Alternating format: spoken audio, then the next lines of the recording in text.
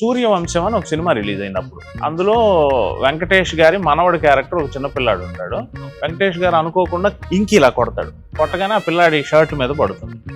బాబు చూడలేదు అని ఏదో చెప్తే నండి పర్వాలేదని చెప్పి వెళ్ళిపోతాడు ఆ పిల్లాడు. వెళ్ళిపోతే ఎంత అసలు ఇంత మర్యాద ఆ పిల్లాడికి అని ఆయన అంటాడు.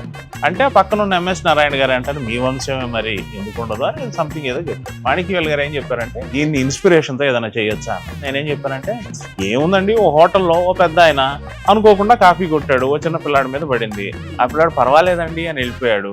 ఆ పక్కన ఉన్న ఆయన ఈయన ఎంత సంస్కారం అంటే ఎంత మర్యాద అంటే ఎందుకుండదండి వాళ్ళ ఇంట్లో XXX వాడతారు అని పక్కన ఉన్న వ్యక్తి చెప్పాడు అన్న.